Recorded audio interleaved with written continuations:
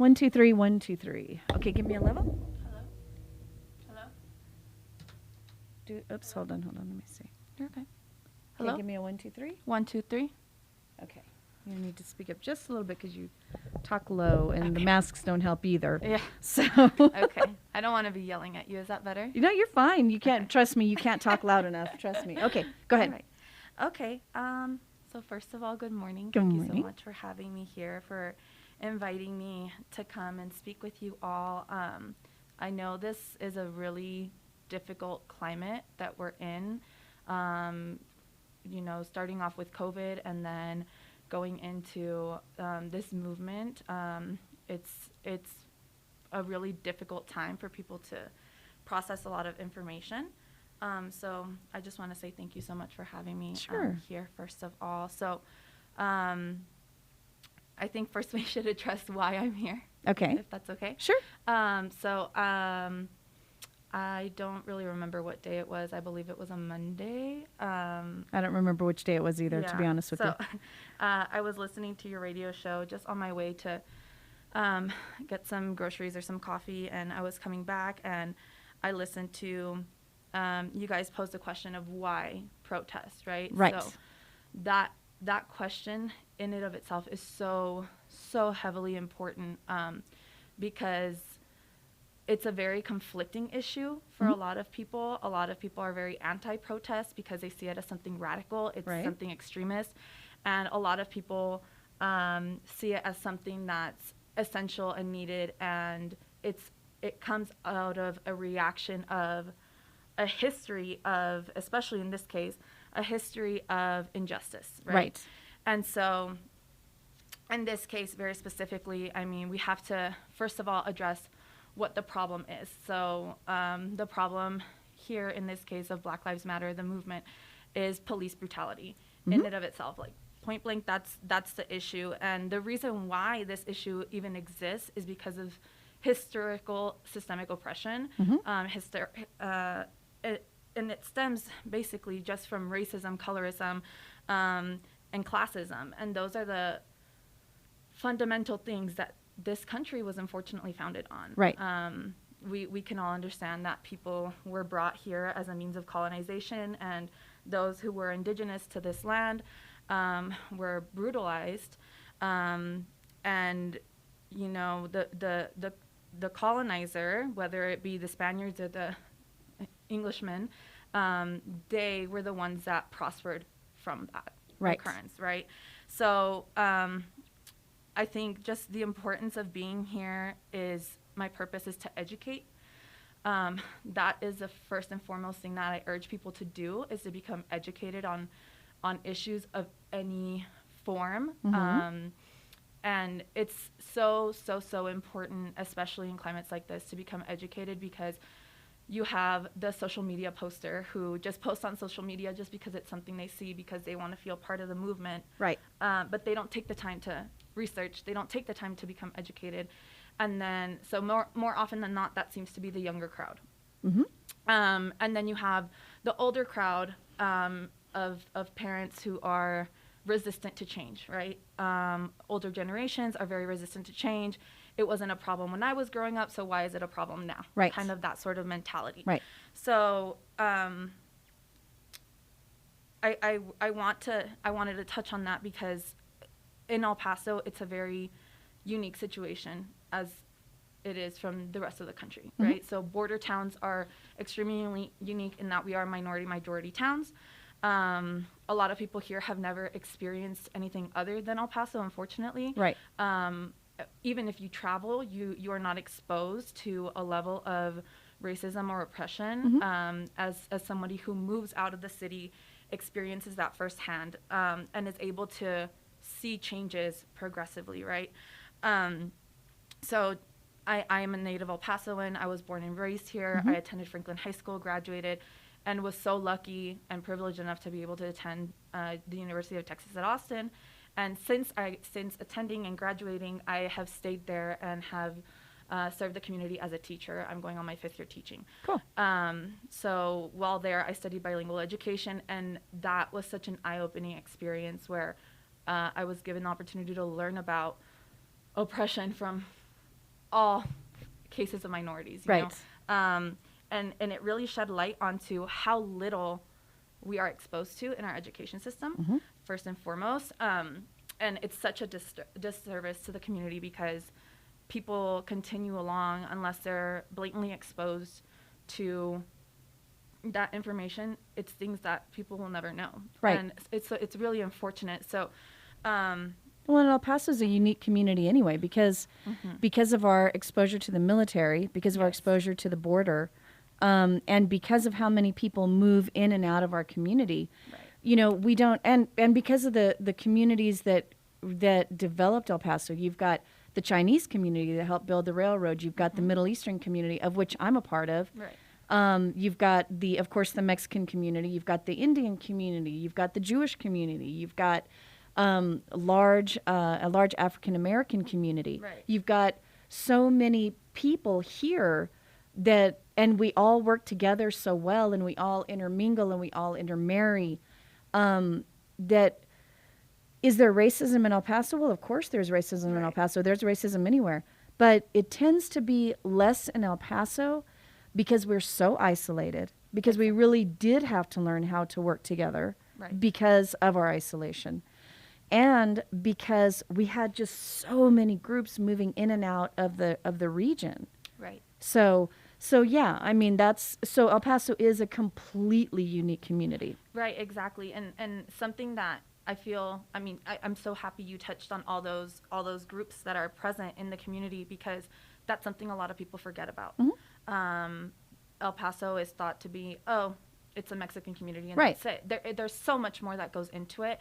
And people often forget about El Paso's history with these different minority groups coming together, and just blending between cultures and races has been something that has been kind of blocked out from people's minds, right? And so being said, it's extremely important that now people take this current climate as an opportunity to be educated. A lot of times we close ourselves off to learning new information, to admitting that maybe the way that we've been living our lives has been wrong. A lot of people think that, I can't be racist because I'm Mexican, or I can't be racist because I live in El Paso, right? Sure. And that's just not the case, right? So ignoring your own prejudices does not help the situation against any group, right? And so and that can be applied to, let's say a wealthy white male can be very prejudiced against different minority groups. The same goes for minority groups who have been in poverty for a long time. We form those prejudices against the wealthy white male, right? Sure. And so it goes both ways for sure. But this whole movement is to address those issues, to work on solutions so that, one, police brutality ends altogether. It provides community support when the community needs it, in the form of resources that the community needs it. Sustainable resources, building sustainability within the community, so that this cycle of oppression, this cycle of in and out of prison generationally, generational poverty, generational sickness doesn't continue to occur, right? So first of all, I think we should, if it's okay with you, discuss, the George Floyd case. According to, this is from an article from CNN, George Floyd is originally from Houston, Texas. He attended Florida State College in Avon Park, Florida, where he played college basketball in the 90s, and then he moved to Minneapolis and created his life there. He got married, had children, and he, is very well known around the community, right? He even himself has served in protecting others by being a security guard. So on May 25th, he was murdered by the police in the street from asphyxiation after Officer Chavin knelt on his neck for 8 minutes and 46 seconds. And on Friday, the 29th, May 29th, he was arrested and charged. And finally, the other 3 officers, Lang, Kuang, and Tao, were also arrested and charged in days following. The issue here is the timeline, right? And the fact that they have not yet been convicted. Had this case not been filmed, these charges and this arrest would have likely never happened. Well, look at the case of the gentleman in, and I can't remember his name, when he was hunted down by those two white men and killed because they thought that he was, to be honest with you, they thought that he shouldn't be in the neighborhood. Right. But they were worried that, they said that they were worried that he was the one that was going in and out of this unfinished house, and they shot him in the street. And they shot him in the street, and it was 2 months until video showed up, and they were ultimately arrested. Right. And had this evidence not shown up, they never would have been arrested. No, because the DA was a friend of his, of the dad, and he was like, "Oh yeah, no, I'm going to recuse myself from this case." No, yeah, I understand. Right, and so those kinds of incidents are extremely extremely infuriating. Honestly, it is, because people of color have been so oppressed, heavily oppressed by the system, by education, by healthcare, by poverty. Right. Everything is pent up against us, right? And people like you and I, people within our community, we are so privileged to be white Latinos.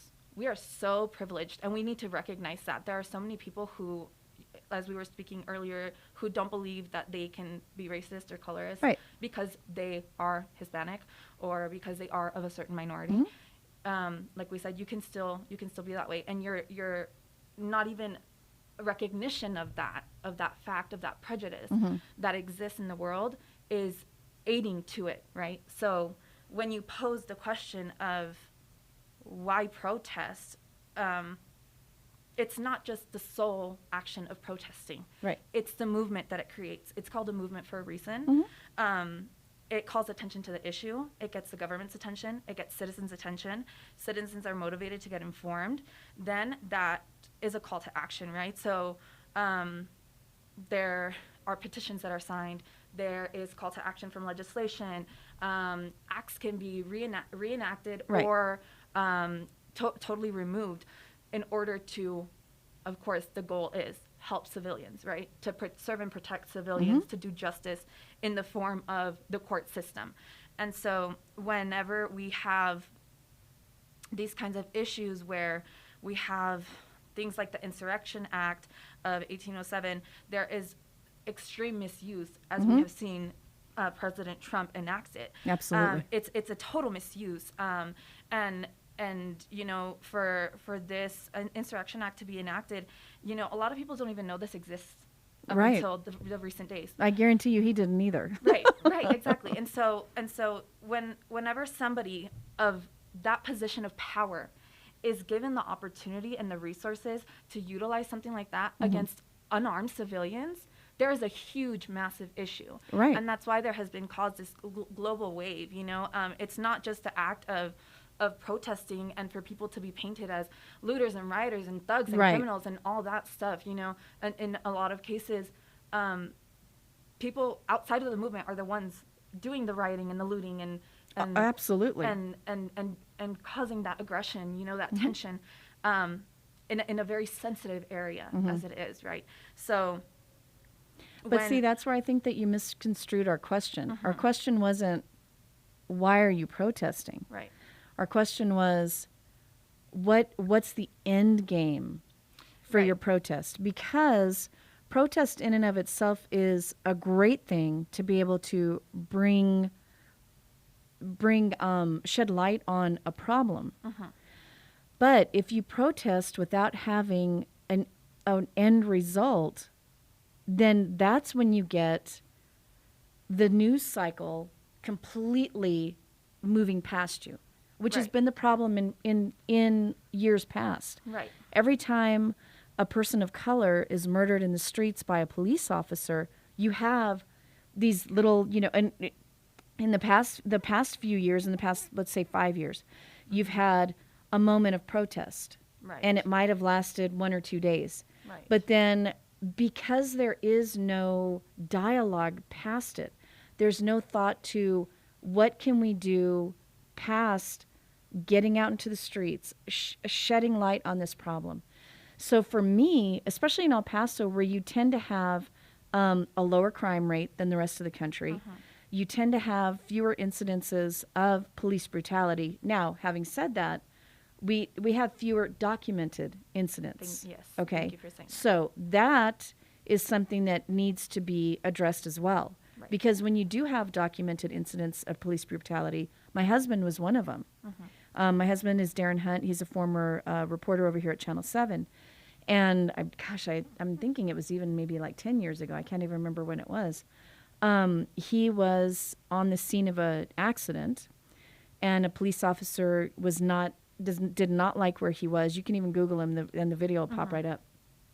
Did not like where he was, and took him into custody. He and his photog into custody, and later released them without an arrest, without anything.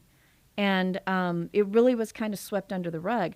But there was police violence there. Now, because we tend to have fewer documented cases of police violence and a lower crime rate, it would seem that the city has less of a problem. Now, whether we do or not, that's something that needs to be documented. Right. Via video. Now, our question was on the show was, okay, protest is great, but what are you guys going to do after? Are you guys the people who organized it, are they going to reach out to the police and say, let's have a sit down, let's figure out how we can make sure that even though we don't have a lot of documented cases, let's make sure that we don't have cases at all. So can we look at your training techniques? Can we find out what kind of holds are in your training manual?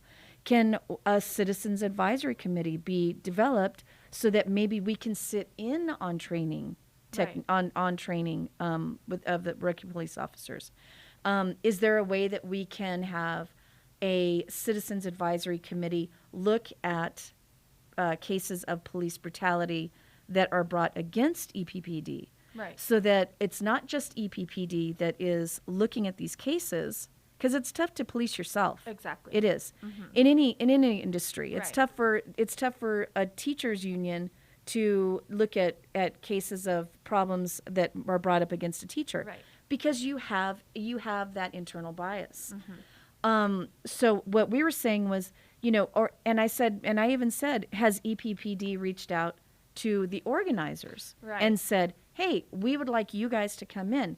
Let's have a dialogue. Let's sit down. Let's figure out what's going on. And that was the question. The question wasn't, why are you guys, what's the deal? Why would you bother to protest? The question was, what are you going to do with it? Now that you've got everybody's attention. Right. Now that you've got people going, oh, okay, so El Paso isn't immune to this. We do have people who are going, wait a minute, there are problems, Right. Now that you have our attention, what are you going to do with that attention? Do something with it. Right. And I think that's I think if it was worded in the way that you worded it right now, in this sort of tone,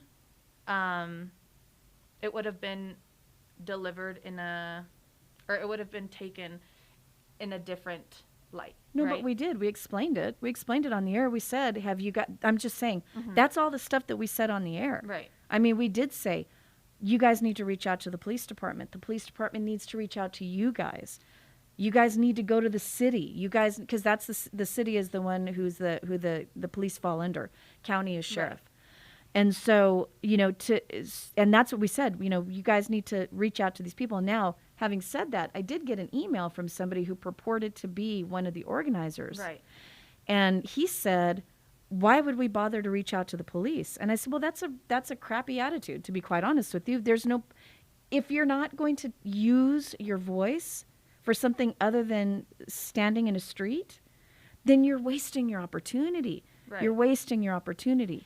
So I think there's a lot of confliction in that question as well, because when that question is posed, it kind of it's like I'm having trouble forming the words in English.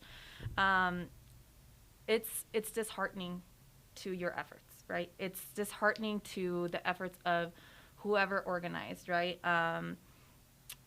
And whenever that response that you got from one of the people who have claimed to have organized that protest, it's very difficult to want to level with the police specifically the police chief here, when he has been so vocal against this movement. Right. Oh no. He When- he called the Black Lives Matter movement, a terrorist organization, Right. and that was a huge, Right. huge problem. So when people hear that, Mhm. with the mix, with the climate, with history of police brutality, I think people shut down and they go into the mentality of, if I go into the police, who's to say the police is going to collaborate with me? Sure. Who's to say that I won't be another victim of this police brutality? Right. Who's to say that I won't be of the more than 11,000 protesters who have been arrested in the last 10 days? Right. Right. It's something that is extremely, it's just disheartening. It really is. It takes away from the motivation of people to get involved, Mhm. and it kind of, in a way, right? So I now understand, and thank you for clarifying. I now understand the complete dialogue of what your message was the other day. And to listeners, to outside listeners, because this has been a topic that I have really been discussing because I wanted to come here fully informed. Listeners that I have spoken to have turned it into, those are silly protesters. Those are silly young kids. They don't know anything. And it reiterates that dialogue of these are kids, it's not relevant to us because it doesn't affect us. But the reality is it does affect us. It affects everybody. And you're totally right. People need to take action outside of the protest, right? There needs to be change. There needs to be that collaboration, whatever, right? But if you cannot count on your local police department to do its service when there was a peaceful protest and people were getting tear gas and shot by pepper bullets, Right. how can you be and it takes a very strong person to be wanting to expose themselves out like that. Sure. Right. Absolutely. And so it's extremely difficult for people to have that intrinsic motivation to even go out there, to want to reach out, to want to collaborate when you are relying on a system to fight the system. And the system has consistently failed people of color. Well, and the system is super protected. I mean, there are so many, the Qualifying Immunity Act, like there's a lot of people don't know about that either, you know? And that act and various others are specifically designed to protect police personnel, to protect military personnel. And it's as people of color who have been constantly exposed to oppression, racism, whatever you want to call it. And speaking for myself as a person who has lived outside of the city and has firsthand experienced racial and prejudice and classism and all that, you are left at moments where you are just baffled at, you present so much in front of people and they still choose to ignore it. It's that level of ignorance. And ignorance is very different from being uninformed, right? Absolutely. People are super uninformed, right? You inform them and you pray that they change their minds. You hope that they take this information and they run with it and they do something positive with it. But when people choose to be ignorant, it's because they're ignoring all the facts. They're ignoring everything that's in front of them. And for a lot of people, it's their pride that gets in the way. And they are not willing to open themselves up and admit their own faults, admit their wrongs, and open themselves up to the possibility of a change. You've seen these same acts repeatedly, not just in all the cases that the Black Lives Matter movement is advocating for, but also within the Latino community. You have the Zoot Suit riots in Los Angeles. Still, a lot of people don't know about that, where military personnel were threatened by the Zoot Suits because the Zoot Suits were traditionally created as a form of protest by jazz musicians and the Hispanic community, protesting wars because fabric was reserved for military personnel. Exactly. And so they utilized excess fabric to make larger suits with wider pant legs and all that stuff, longer coattails, things like that. People don't know about that. So what happens when the Navy comes in to the docks there and they beat somebody up? They literally murdered a person and nobody is held accountable for it. Yeah. Well, I mean, here's the thing. I grew up in El Paso. My dad's dad was born in the territory of New Mexico in 97. My mom's grandparents came from Lebanon. They came over in 1911. So my family's been here for a long time. Right. I lived in San Diego for 8 years. I lived in Austin for 8 years. One of the first things that happened to me when I was in Austin, I went to go meet the secretary of my ex-husband, who's an attorney, and he was working for a judge at the Court of Criminal Appeals in Austin. And when I met the staff and my husband's secretary and the judge's secretary and their paralegals and their researchers and everything. And when I left, his secretary, my ex-husband's secretary, a couple of days later, she goes, "Man, you can't even believe what one of the other secretaries said." And I was like, "What?" And it just so happened that I knew her sister from high school. And I said, "What?" And she goes, "She wondered why Robin married the maid." And I was like, "Who was she talking about?" And she was like, "She was talking about you." And I was like, "The maid?" I was like, "You're kidding." And she goes, "No." And she said, and when I told her, her dad's a federal judge.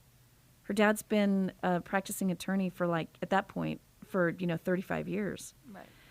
And she said, "No, there's no way." And she goes, "No, you should look him up in the Bar Association. He's actually this year's Texas Bar Association president. Right. You should probably look him up." And the secretary was really surprised. And she was like, "Well, I never would have guessed that such a brown person would come from such, lauded family." Right. And it was hilarious because I thought, wow. I thought, you don't know a thing about me. You don't know anything about my background. And then it happened again in Austin over and over again. I was walking around Williams-Sonoma with my son. And we were both dressed nicely. And, I had money in my pocket. And not that any of that mattered, because the young lady who was in the store followed me around. And finally I looked at her and I said, "Why are you following me around?" She said, "No reason." I said, "Do you think I'm going to steal something?" And she goes, I'm just making sure that everything's okay." Right. But I had the same thing happen to me in Ruidoso. Had the same thing happen to me in Ruidoso. I walked into a ladies' clothing store, and the lady, I said, "Hey, good morning." Didn't even answer me. And I said, "Good morning." She didn't answer me. And I was like, "Do you have a problem with me being in here?" And she said, yes, I do." And I was like, "Perfect." I said, "Then I guess I'll spend my money elsewhere." Right. But see, my reaction to the secretary up at the court could have been anger. Right. I could have told her, "How dare you say something like that to me?" But instead what I did was I walked in, now that I had her attention, and when I told her, "By the way, I understand that you thought Robin married the maid." And she goes, "Oh, well, I didn't know who you were." And I said, "It doesn't matter who I am. Doesn't matter who I am." I said, "I could have been a maid. Could have been. But my parents are educated and they made a better life for their kids." And I said, "But even if I was the maid, it wouldn't matter. It wouldn't matter. The fact that you thought that it was okay to say something like that about another person is really something that you need to look at in yourself and in your heart and in your soul, and realize that that's an incredibly racist statement." Right. Incredibly racist. And she said, "I'm not a racist." And I was like, "No, yeah, you are." You know why? Because you immediately put me in a category based on how I look, and thinking that the only possible explanation for me being up here is that this white guy that I married the maid. Right. And I said that was the only possible way that I got up here. And I told her that is terribly racist. That's terribly racist. Right. And And that's why we posed the question. We were like, you have people's attention. Right. You need to use it. Now, you're right. Could they go to the police department? Well, it's entirely possible they'll run into a wall. It's entirely possible, especially with this police chief. This police chief is not exactly, open and ready to dialogue with people about something that he considers a terrorist organization. Right. And even Veronica Escobar has asked him to retract that statement. And yes, he has said it was made in the heat of passion, that he was very upset about 5 officers having been killed in Houston, which is totally understandable. But it shows you that you can't have, if you're going to be a public servant, if you're going to be an elected official, you have to be able to say, even if you don't like me, I'm still going to be there for you. I'm still going to be there for you. And so would the organizers run into opposition? I guarantee you they would run into opposition. But they have to at least make that overture, and they also have to at least make that overture towards city officials and say, look, you guys don't get to say you're not going to meet with us because you are public servants. You chose that path. Nobody picked you up off a street and said, you are now going to be a public servant. You chose that path. Since you chose that path, you are a police force for the whole city, whether you like what we have to say or not.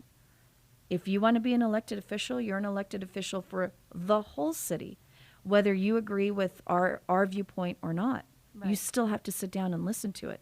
And so that was what we were trying to say. We were trying to say, now that you have everybody's attention, now that everybody's attention is focused on this, don't squander it. Right, and that's kind of where the movement is heading right now. So I have been in consistent contact with people who are united to the movement, who are working in solidarity of the Black community, and all those who have suffered this injustice. And so some of the things that are being put into the works are several petitions to petition to the community, to petition to the law enforcement locally, to have that sort of reform. So there's also a current campaign going on called A Can't Wait, right? And I'm sure a lot of people have seen that.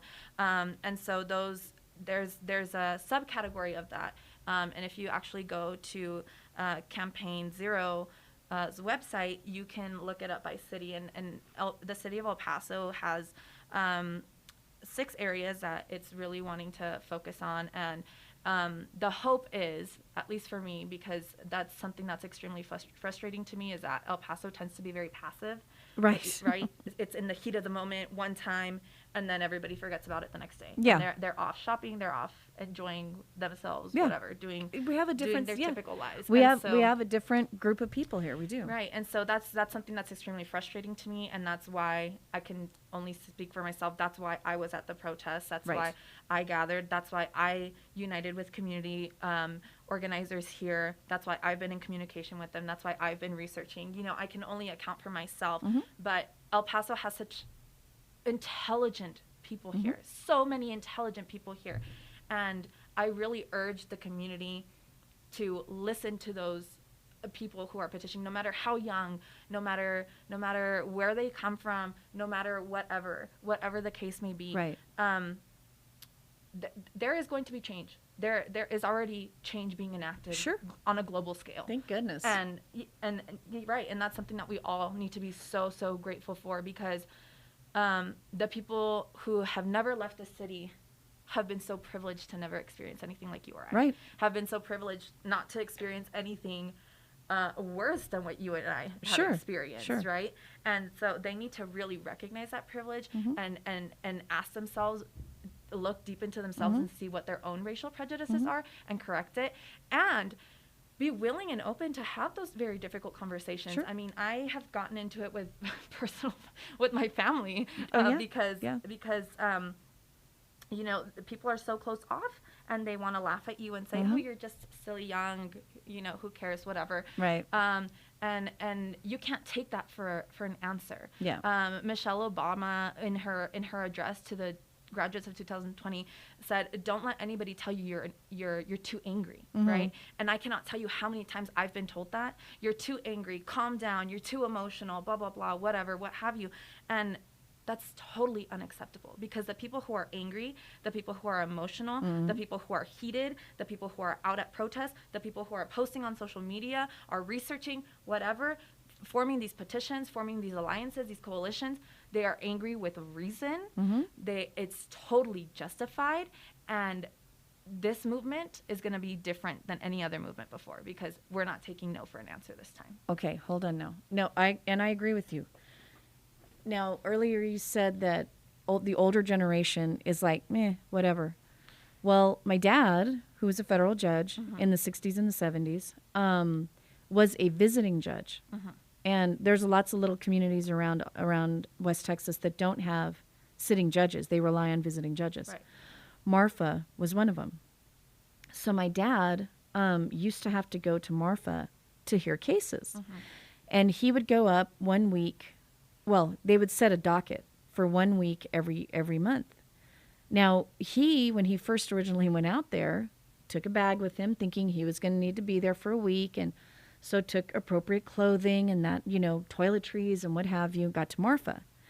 And when he walked into the courthouse, the sheriff said, "Who are you?" And my dad said, "Well, I'm the judge. I'm the visiting judge. My name is Mario Martinez." And he said, "Boy, do not stay here overnight." He goes, "I wouldn't go eat anywhere. We'll bring you something from the cafe. Don't leave the courthouse." And my dad said, "What did you call me?" And he said, "I called you boy." And he said, "And I don't care who you are." And he said, "So there's the courthouse. Go there. Stay there. I'll come bring everything that you need." So my dad went in, and he went to the courtroom, and he heard his cases. They brought him something to eat at lunch. And then about 4 o'clock in the afternoon, they said, "We're going to go ahead and wrap it up early because you need to get the hell out of here. It's winter, and the sun's about to go down, and you do not need to stay here." And my dad said, "I am not driving all the way back to El Paso." And he goes, "You better not stay here because I am not going to protect you." And he said, "Word's already gotten around town that we've got ourselves a Mexican judge. So you need to head on out." Right. And Now, here's the other thing. At the time when my dad was the State Bar Association president, he was the first Hispanic State Bar president. And there have been very few since. And even now, in 2020, when he goes to State Bar meetings in Austin, even now, he is still maybe one of a handful of Hispanic attorneys. Even now. You can't discount the older generation because they've already been through it. They've already been through it. And they may not be out in the streets with you guys, but they can tell you the best way, one of the best ways to get things to change is to get your foot in the door. Okay? So my whole thing is petitions are great, but they're very easily discounted. You guys have got to use what resources you have. Veronica Escobar is a fabulous resource. Beto O'Rourke is a fabulous resource. You need to use people like me. You need to go in front of city council during the public call, and you need to stand there and say, "I need to get with city reps and the mayor, and I need to talk to you guys about what's going on with our police force. This is our organization. These are the things that we'd like to talk about." You give them 3 bullet points, and that is part of the public record. And you also tell them, "I want to know which one among you is willing to talk to me this week about this, because we need to have a dialogue. We need to get this started. We need to talk to the chief. We need to get in front of you guys because we want transparency about training. We want a citizens advisory committee who can be part of any committee that's investigating complaints against a police officer. We need to be part of not only the investigation, but of the ultimate handling of that case." You need to set out in front of people, and a petition's a great idea because they need to know how many people are behind you, but you also have to get in front of them, and you need to tell the city, which among you is willing to talk to me this week? We have 4 people. We need a half an hour of your time. When can I schedule that? And when they say, "Call my office," say, "No, I'm not going to call your office. I need to know whose office I can call, who's willing to step up and say, 'Yes, I'm going to get with my assistant right now, and I'm going to get my calendar, and I'm going to put you guys on my calendar.'" Yeah, exactly. And that's I mean, I'm just a counterpart in all of this, you know. Sure. I don't As live am here I. anymore. I don't live here anymore. Unfortunately, you know, this is a moment where I'm really, really upset that I can't be here longer. You know, I have responsibilities back where I live. I can't stay here longer than the time that I've been here. You know, and I really hope, you know, I have made that commitment to continue to work with organizers here. And, you know, it's such a great platform for learning.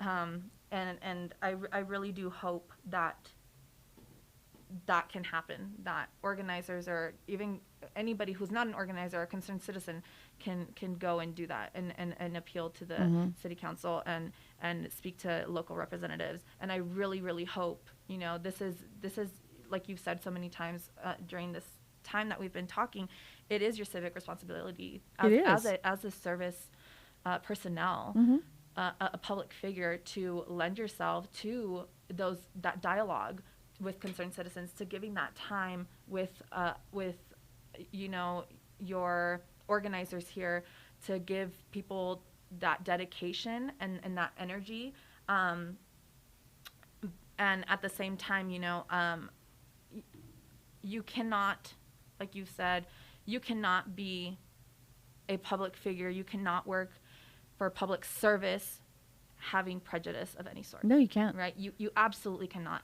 And something that you talked about was, you know, kind of how else to change that, right? And so there's a huge roadblock here. And right now it's addressing the Black Lives Matter movement, right? But it goes beyond that. The minute all this movement gets its justice served, then we can start addressing all the other racial inequities. A huge part of that is education. A huge part of that is healthcare. A huge part of that is thinking about the cycle, like we discussed earlier, of why do these people feel like they don't have a voice? Why are these people underrepresented? Why are people of color suffering from cycles of poverty? And in reality, people have other things to worry about. Honestly, it's very sad. It's very sad, but that's not their priority. Right. Their priority is not getting pieces of legislation enacted. It's not appealing to the court systems. It's not any of that. It's not attending city council meetings. It's putting food on the table and paying rent. Yeah. And that's where we need reform of all social services. That's where we need reform of all public you know, concerns, of all public services, because if we don't address every single issue, the cycle will continue. And that's an extremely difficult position to be in. So I really, you know, I'm totally with you 100%. People need to see beyond the protest, and I don't want people to continue that counter narrative of oh, these are just, you know, like silly kids, or these are thugs or whatever, because that's not the case. That's not the case. These people are incredibly well educated, and well, and they're no matter how young, no matter how young, there needs to be things done. And I really urge the community to look at the city budget. Just in 2019, Tommy Gonzalez, our city manager, petitioned for additional funding for the police department, and a lot of those grants are going toward military grade weapons. And funding for things that are seriously not necessary. There needs to be that separation between police and military. If you're on the police force, give the community resources, give them mental health care, give them, if a homeless person is on the street, why arrest them? They're on the street for a reason, because the system has failed them. Exactly. They have been in that cycle, and they're in that cycle for a reason. Give them the social resources to make it. You know, and that's the kind of need to reform that needs to happen all around. So I really pray that people pay attention to this budgeting. I really pray that people, like you said, go to city council, demand those answers, demand that collaboration. Well, I think that because this is not right. But at the same time, you cannot discount protests. You know, it's absolutely. It's not an isolated incident. Just like all those cases of murders and injustice and police brutality, those are not isolated incidents. Absolutely. This is a consumption of something bigger, something that has, not been given justice for centuries. And I pray that people are as open-minded as you and I, where we can sit down and have this conversation after having butt heads. And although it's a misunderstanding, we can move past it. Sure. And people really offer themselves to that and don't close themselves off. And when I say when I say the older generation, I'm not discounting. That's I know. A generalization, and I'm not discounting the younger generation of people who choose to be ignorant either, because trust There's me, a lot of them. There are plenty of Yeah. those, Well, so, here's the thing. Here's a couple of things, because I need to take off. So here's a couple of things you need to think about. When I graduated in 1984 from Burgess. In 1984, you could walk into a restaurant and you would be asked smoking or no smoking section.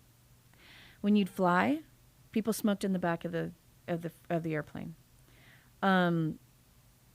McDonald's had, glass ashtrays for you to smoke in their restaurants. And then we started teaching little kids that smoking was bad for you. And then we started getting people, and then we had legislation where you couldn't smoke in restaurants unless they had a specific air ventilation system in their smoking section. It wasn't good enough to just have smokers on this side of the room and non-smokers on that side of the room. You had to have a separate air thing, which made restaurant owners say, I'm not going to pay for that, no smoking. And then you started having office buildings. I can remember going into the courthouse when my dad was a judge, and there would be judges and lawyers smoking at the tables while they were in trial. And then you started having places like, courtrooms and office buildings and doctors' offices where everybody used to smoke. Because they had to have an additional ventilation system, people started saying, nope, sorry, no smoking working place. And in about 20 years, you had those little kids become legislators, become voters. And their whole lives they'd gotten told smoking is bad. And now it would never occur to you guys your age to smoke in a restaurant. Are you kidding? Heck, you can't even smoke in a bar. Right. And El Paso was one of the first places that enacted that you couldn't smoke in a bar. And it caused huge problems. People were pissed off. But would it ever occur to you to smoke in a bar here? Ever. Never. You'd be like, why are you smoking in a bar? It takes time. It takes time. Now, the way that you avoid that kind of time is you have to work with legislators, because until you pass the laws, until you start talking to police unions and and city councils about not buckling under to police unions, about the way they handle investigations, the way the deals with body cams, the way that they handle investigations into complaints against police, the way that they can't even fire police in a number of municipalities around the country, which is one of the reasons why the ones in Buffalo, the 57 officers, they resigned, but they're still getting paid because they can't fire them. Right. Because they can't fire them. Right. Okay? So that is the kind of thing where you have to get young people out to vote. You have to get young people to get legislation pushed through. You have to, a lot of people scoffed when Beto and Steve Ortega, excuse me, and Veronica Escobar and Susie Bird, when they were trying to get a lot of reforms taken care of when they were on El Paso City Council, But now you have Veronica in Washington, D.C., holding other elected officials to task as a congresswoman. You have Beto bringing national prominence to El Paso, running for president, and being a serious contender, and showing people that a young guy can make some noise and make some waves. You have to get the young people involved, because a lot, and I know this only because I'm around young people all the time. there are so many of them who've never even registered to vote, much less voted. Right. They're like, I don't even know how to do that. I don't even want to mess with it. Right. And I'd rather be on social media. and that's partial to the system as Yeah, well. Right? yeah. And it's a problem. And so for people who are willing, it's not easy to go out there and protest. You put yourself in a seriously dangerous situation. You know, any number of things could happen. You could have somebody crazy going out there who doesn't like what you have to say with a gun. Right. You know, you could have somebody out there who is pissed off and just wants to be out there to harass the police. Right. And that could bring down consequences from the police Right. on the group. Right. You know, you have homeowners who don't want you guys in their park, you know, and you have any number of problems that could go wrong, any number of things, you know.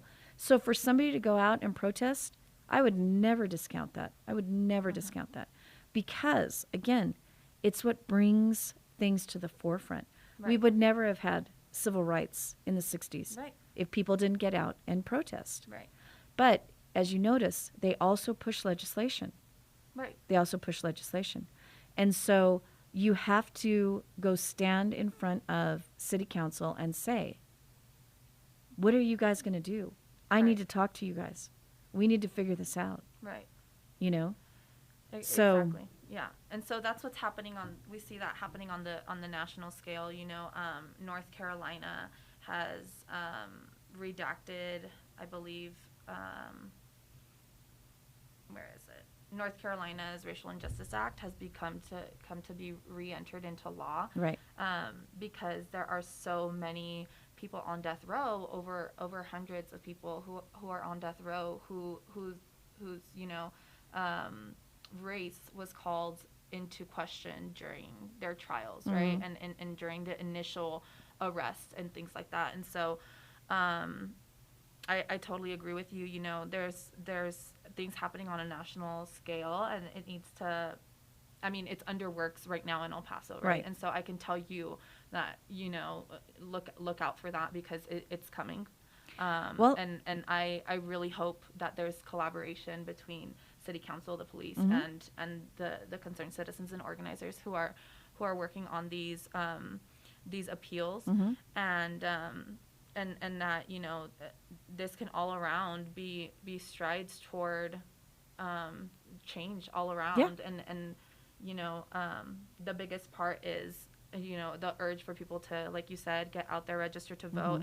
And we have, you know, such a, again, being a border town, unique community where unfortunately a lot of people are undocumented. So people who are undocumented are very scared to And make they're those vulnerable. kinds of contributions, right? Yeah. And it's totally justified. You know, I have my godson in Austin, and he comes from a family who is constantly at risk. Yes. And so I would never, you know, urge them, you know, get out there and protest with me. Right. But I do urge them to always become educated, to do what they can do. So just for reference, for people who are currently scared to take action and contribute to the movement, you know, being an undocumented person, you can still petition. Many petitions do not ask for your personal information. Right, they right. ask simply for an email or a phone number. So that's a great way. You can write to legislature, you can write to your congressman, you can write to your local community, your local government. That's a great way. You can make donations, and there are even resources where there are grant matches. Right. So if you can't yourself donating by participating in a training or watching a simple video for 2 minutes, that is a donation, and those donations get matched toward making those that bringing that justice to people who are stuck in a court system that's really designed to fail people. Absolutely. By posting these huge bails Oh, for petty crimes, like in the case of George Floyd, where you know, he used a counterfeit 20 bill, where you and I could be carrying a counterfeit 20 bill and not even know, right? And so registering to vote and having those dialogues, that dialogue like you and I are having today, having that dialogue between people, that's an opportunity to become educated on an issue. Even if you leave so frustrated, you leave so angry, you've yelled, it's turned into a fight, you're going to remember that. Yeah. Right? And you're going to inquire about that, and you're going to learn. You're going to build understanding. Yeah. Right? Well, and you're going to learn. That's the goal. You're going to learn what didn't work and what did work. Exactly. You know, and that's the thing. I mean, to me, it's funny because Mike is always asking me, why do you argue with people? I'm like, I'm not arguing.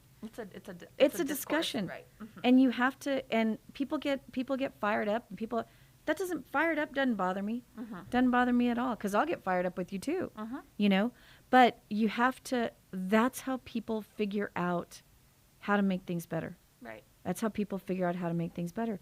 It's like in a marriage. There's give and take. There's, you're not listening. No, you're not listening. And eventually you come to a point where you both are like, okay, maybe I didn't get everything, but I got this. And no, I didn't get everything, but I got this. And so, okay, now we can move forward, So, and that's all it is. And that's Right. all it is. So Having that open mind, you're totally correct. Absolutely. And just remember, like, all those movements that if there wouldn't have been protests, nothing would have happened. Called attention, the Chicano movement, the women's rights movement, the suffragettes, the civil rights movement, the movement for people with disabilities, Sure. Educational movements, there needs to be so much more done to make this a fair and level playing field. Right. And so that is the end all be all goal. There's so much that separates us between between highway segregation and court systems, like in Austin, those are the first ever court systems, the Santa Rita courts and the Chalmers courts. Those are the first court systems in the world. And they were a response to the displacement of people living in the university area and being segregated due to I-35. They were totally displaced. They had no place to go. So what was the government's response was to build a court system, a project system. Right. And you place people who have been displaced, who have been oppressed into a food desert, into a place where they have absolutely no resources for sustainability. Yeah. And that's what creates tension, and that's what creates the cycle. So until people recognize that and until people become educated on that stuff, you're right, things are not going to change, right? It's not going to change in an effective way that becomes a self-sustaining way where the government locally within a city, within a community, and nationally and globally can function, right? And so we need to really take heed of that, and live in that moment and not let the movement die out. Absolutely. That's a huge thing where people have gotten off social media. They're not, and even though it's just social media, that's education, right? And people are discouraged from having those conversations with their kids and things like that. And as an educator, I can tell you, whenever something like this happens, that is a moment that you need to talk to your kids, because your kids feel insecure, they feel unsafe, they have questions that they are too scared to ask. So you need to create that safe space for them to have that open dialogue with you, and be able to respond to them in a way that's age appropriate. No matter how difficult the situation is, there's always an age appropriate way to talk to kids. Whenever we had the Day Without Immigrants, I was teaching a pre-K class in Austin, and I had 7 kids show up to work that day because most of my kids come from undocumented families. Yes. They come from as refugees, and Austin's very unique in that in Texas especially, it has people from all over Latin America. It has people from all over the world, every Southeast Asian, African community that you can think of, country that you can think of, there are people there as refugees, right? And so I had 7 kids show up to school that day, and that was my class and the next door's class combined. And the other teacher had to step out because she had a family emergency, and I was left with 7 kids, and I said, you know what?